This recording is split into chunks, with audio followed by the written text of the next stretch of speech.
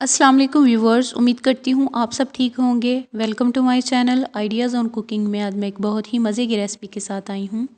आज मैं बनाऊँगी एप्पल जैम और बहुत ही इजी तरीके से मैं इसको बनाना आपको सिखाऊंगी। अगर आपको मेरी आज की रेसिपी पसंद आए तो इसे अपने फ्रेंड्स एंड फैमिली के साथ ज़रूर शेयर करें और मेरे चैनल को सब्सक्राइब भी करें और मेरी वीडियोज़ का एंड तक लाजमी देखा करें।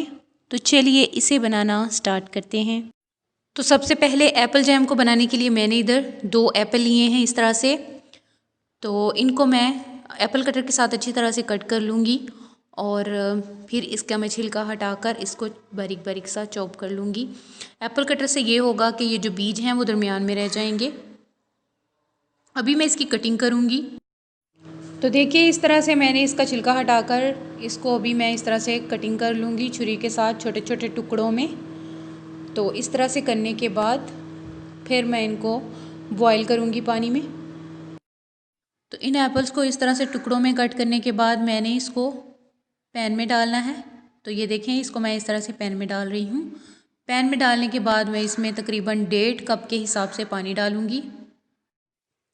तो 1 कप के हिसाब से मैंने इसमें पानी डाल दिया है और 1/2 कप मैं इसमें पानी का डालूँगी और इस पानी में हम इनको अच्छी तरह से गला लेंगे और ये बहुत ही अच्छी तरह से नरम हो जाएंगे। और ये पानी से हमने खुश्क करना है। जब थोड़ा थोड़ा इसमें बाकी रहे तो फिर हम इसको ग्राइंड करेंगे। तो इधर मैंने थोड़ी सी ये इलायची का पाउडर डाला है। तकरीबन 1 इलायची से मैंने बीज निकाल कर इनको इस तरह से पाउडर बनाकर इसमें डाल दिया है खुशबू के लिए। बहुत ही अच्छा लगता है इसका टेस्ट। और इसको हम अच्छी तरह से इसमें मिक्स कर लेंगे। और इधर आके ये देखें पानी इससे खुश्क हो चुका है, बस हल्का हल्का सा बाकी है। इसको मैं ग्राइंडर जग में डालकर ग्राइंड कर लूँगी अच्छी तरह से। तो बहुत ही एहतियात से मैं इसमें जग में इसको डाल दूँगी ठंडा करके। तो ये देखें ये ठंडा तकरीबन हो चुका है इधर। तो देखिए जग में मैंने इसको डाल दिया है और बहुत ही अच्छी तरह से हम इसको ग्राइंड करेंगे। बिल्कुल गाढ़ा सा हम इससे पेस्ट बना लेंगे, थिक सा। तो देखते हैं इसको ग्राइंड करने के बाद। तो ये देखें इसको मैंने अच्छी तरह से ग्राइंड कर लिया है। अभी मैं इसको इसमें पैन में डाल दूँगी जिससे हमने इसको निकाल कर ग्राइंड किया था। तो ये देखिए कितना ज़बरदस्त सा ये ग्राइंड हो चुका है।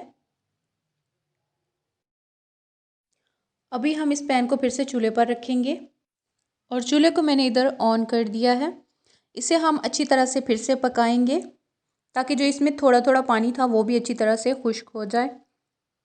तो जब इसमें इस तरह से उबाल आने लग जाएं, छोटे छोटे बबल्स बनने लग जाएं, तो इस स्टेज में आके मैंने इधर एक छोटा सा बादियान का फूल डाला है और एक स्टिक दालचीनी की।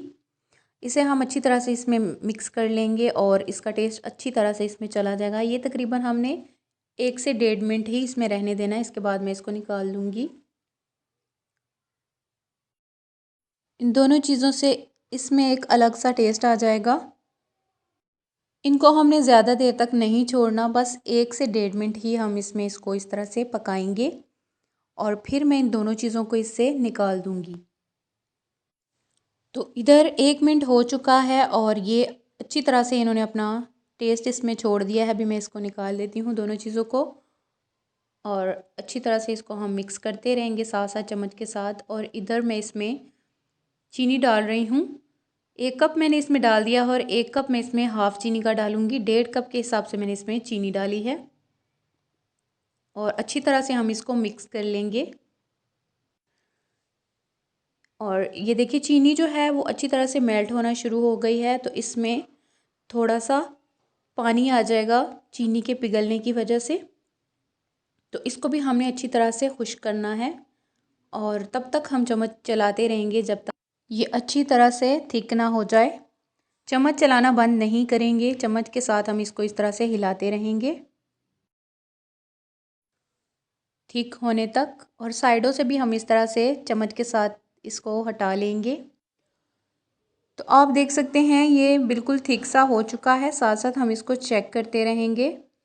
चेक हम किस तरह से करेंगे वो भी मैं आपको बता रही हूँ। इस तरह से किसी भी प्लेट में इसको डालकर हम इस तरह चेक करेंगे।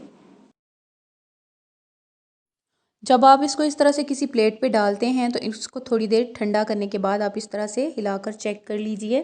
अगर तो ये एक जगह पर ही रुक जाता है तो फिर आप समझ लीजिए कि आपका जैम बहुत ही ज़बरदस्त सा रेडी है। तो ये हमारा भी बहुत अच्छी तरह से बन के रेडी है। इधर मैंने चूल्हे को ऑफ़ कर दिया है और इधर मैं थोड़ा सा 1 लेमन का जूस डालूँगी इसमें।